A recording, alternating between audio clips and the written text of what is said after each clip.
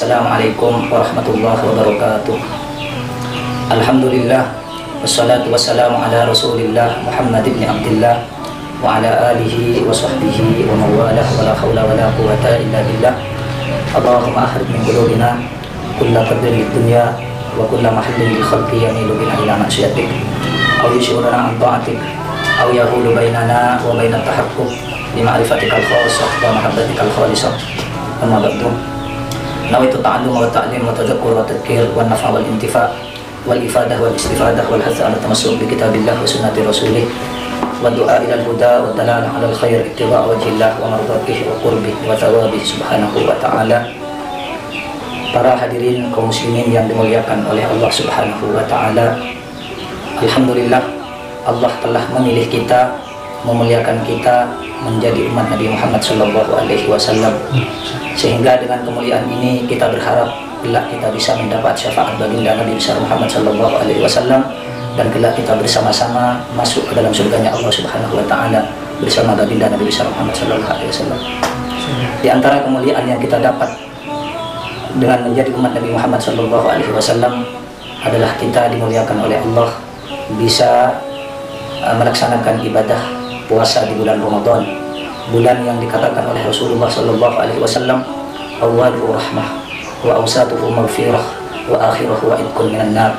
Permulaan daripada Ramadan adalah rahmat Allah subhanahu wa ta'ala, sedangkan di tengah-tengahnya adalah ampunan Allah subhanahu wa ta'ala, sedangkan bagian akhir daripada Ramadan adalah merupakan itqun minan nar, dibebaskan dari api neraka.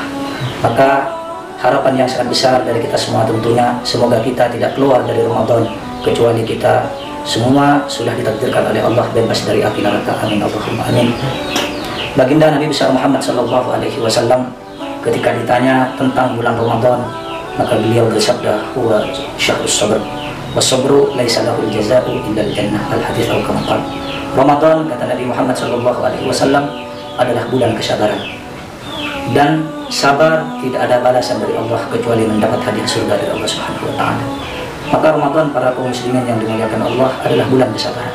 Sabar menahan lapar, sabar menahan haus, sabar menjaga lisan kita untuk mencaci orang lain, sabar tidak mengadu domba orang lain, sabar tidak membenci orang lain, sabar anggota badan kita, tangan kita tidak digunakan untuk mendolimi orang lain, kaki kita sabar selama bulan Ramadan untuk tidak berjalan kepada jalan-jalan yang dilarang oleh Allah subhanahu wa ta'ala. Maka ketika kita sabar dari itu semua, maka insya Allah balasan kita adalah surganya Allah subhanahu wa ta'ala. Dan Ramadan yang mulia ini sebentar lagi akan meninggalkan kita semua. Kita jangan sedih, jangan menangis, Ramadan akan meninggalkan kita.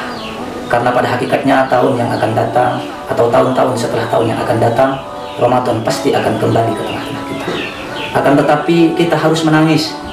Kita tidak tahu apakah Ramadan tahun ini adalah Ramadan yang terakhir buat kita, ataukah masih ada harapan kita bertemu lagi dengan Ramadan yang akan datang. Ini yang harus kita perhatikan dan yang harus kita ingat. Akan tetapi kita tentu berharap semoga tahun-tahun yang akan datang kita bisa bertemu dan bersua kembali dengan bulan Ramadan, sehingga kita bisa bersama-sama melaksanakan ibadah di bulan Ramadan. Amin Allahumma amin. Para hadirin kaum muslimin yang dimuliakan oleh Allah subhanahu wa ta'ala, setelah Ramadan tentu kaum muslimin, orang-orang Islam, umat Nabi Muhammad sallallahu alaihi wasallam akan bersama-sama berbahagia menyambut datangnya hari raya Idul Fitri. Secara bahasa, Idul Fitri itu diambil dari fi'il madhi ada ya'udu idan. Ada yaitu idan, yaitu bermakna kembali. Oleh para ulama secara bahasa, id berarti dikatakan id dikarenakan li'annahu ya'udu kulla sanatin, karena Idul Fitri itu setiap tahun kembali kepada kita. Ada juga yang mengartikan dikatakan id dikarenakan li'annahu audus surur, dikarenakan kembalinya kebahagiaan kepada kita. Jadi para hadirin yang dimuliakan oleh Allah subhanahu wa ta'ala, Idul Fitri sejatinya adalah hari kemenangan, hari kebahagiaan buat kita umat Nabi Muhammad SAW yang telah berjuang selama 1 bulan melaksanakan ibadah puasa, ibadah tarawih, dan ibadah-ibadah lain yang telah diajarkan oleh baginda Nabi besar Muhammad SAW.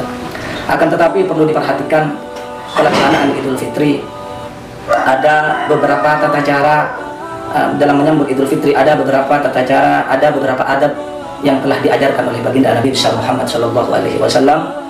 Karena baginda Nabi besar Muhammad sallallahu alaihi wasallam telah bersabda dalam sebagian atsar, "Inni taraktukum ala mahajjatil bayda, lailuha kanahariha ma za wa anha illa wa dhalla." Aku telah tinggalkan kalian, kata Nabi Muhammad sallallahu alaihi wasallam, atas jalan yang terang benderang, malamnya seperti siangnya, dan tidak melenceng dari jalan itu kecuali dia adalah orang-orang yang tersesat. Dan apapun yang dilakukan baginda Nabi besar Muhammad sallallahu alaihi wasallam pasti itu adalah perbuatan yang paling baik. Karena Nabi Muhammad adalah manusia terbaik, maka apa yang dilakukan Nabi Muhammad pasti itu adalah perbuatan yang terbaik. Di antara tata cara atau adab atau petunjuk hidayah Nabi Muhammad bagi kita umatnya saat menyambut Hari Raya Idul Fitri itu ada beberapa hal. Yang pertama yang mungkin perlu kami sampaikan adalah bahwasanya Id atau Lebaran kita sebut biasanya, atau hari kebahagiaan, itu kalau kata Habib Zain bin Ibrahim bin Smith, itu yastariku fiha bainal muslim wal kafir illa anna muslim yabtaghi bil id ibtiwa ar-rahman. Sejatinya, kata beliau, perayaan Lebaran itu pada hakikatnya baik orang Islam ataupun orang kafir itu sama-sama memiliki perayaan Lebaran. Orang Islam punya Lebaran, orang kafir juga memiliki Lebaran. Akan tetapi kita orang Islam, Lebaran yang kita lakukan tidak ada lain adalah mengharap ridho Allah Subhanahu wa ta'ala. Maka dari itu adab yang pertama yang diajarkan Nabi Muhammad SAW saat masuk ke Lebaran, yang pertama jangan lupa adalah yang pertama luruskan niat. Niat yang utama kita Lebaran tidak ada lain adalah mengharap ridho Allah Subhanahu wa ta'ala. Itu yang pertama. Yang kedua, ajaran Nabi Muhammad, sunnah Nabi Muhammad, dan juga yang diajarkan para salafun soleh. Yang kedua, disunnahkan bagi kita untuk menghidupkan malam-malam Idul Fitri dan malam-malam Idul Adha. Nabi SAW bersabda, "Man ahya lailatal Id, ahyallahu qalbahu yawma tamutul qulub." Barang siapa menghidupkan malam-malam Idul Fitri dan malam-malam Idul Adha, maka Allah akan menghidupkan hati orang tersebut di saat semua hati itu sedang mati. Maka dengan merayakan, dengan menghidupkan malam-malam Lebaran, kita berharap semoga hati kita dihidupkan oleh Allah Subhanahu wa ta'ala. Ulama menafsiri tentang menghidupkan malam-malam Idul Fitri dan Idul Adha. Para ulama menyebutkan diantaranya yang pertama adalah dengan memperbanyak membaca Al-Quran, kemudian memperbanyak berselawat kepada Rasulullah SAW, juga memperbanyak zikir. Dan sebagian lagi mengatakan, dikatakan menghidupkan malam-malam Lebaran paling tidak adalah dengan sholat Isya berjamaah dan sholat subuh berjamaah. Ini yang kedua yang diajarkan Nabi Muhammad SAW. Kemudian adab yang ketiga di saat menyambut hari Lebaran adalah kita disunnahkan untuk mandi menghormati Idul Fitri dan Idul Adha. Ulama mengatakan mandi dalam disunnahkannya mandi pada Idul Fitri dan Idul Adha itu terikat dengan hari, bukan terikat dengan ibadah. Artinya orang-orang yang tidak melaksanakan sholat Id sekalipun disunnahkan untuk mandi menghormati hari raya Idul Fitri atau Idul Adha. Adapun waktunya yang dianjurkan oleh ulama itu adalah dimulai dari tengah malam, malam Idul Fitri atau malam Idul Adha, sampai sebelum berangkat sholat Id atau sholat Idul Adha.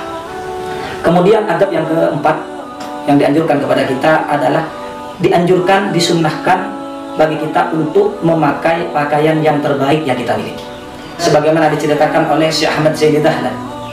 Ini kalau tidak salah beliau adalah salah satu guru daripada Syekhana Muhammad Khalil bin Abdul Latif Al-Bangkalani, seorang ulama besar di Madura.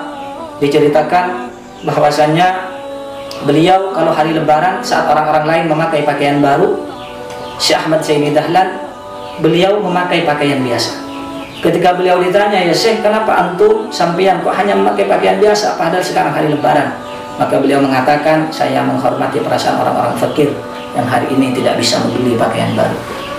Oleh karena itu para hadirin, sejatinya para salafun saleh mengajarkan kita yang disunnahkan bukan pakaian baru, tapi adalah pakaian yang terbaik yang kita miliki.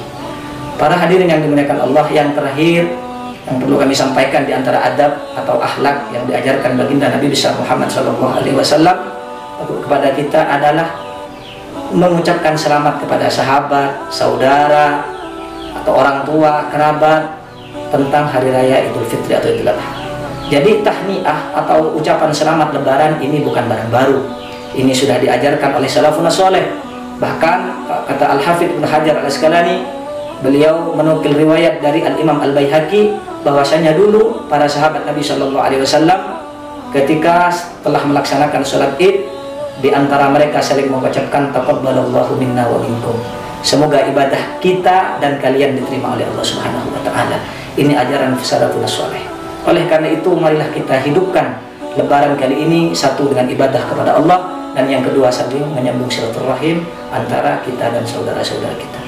Semoga Lebaran kali ini ibadah kita diterima oleh Allah Subhanahu wa taala dan tidak keluar dari Ramadan kecuali segala dosa kita, dosa keluarga kita, orang tua kita, anak-anak kita, guru-guru kita, semua telah diampuni oleh Allah Subhanahu wa taala. Hadza minni wal afu minkum. Assalamualaikum warahmatullahi wabarakatuh.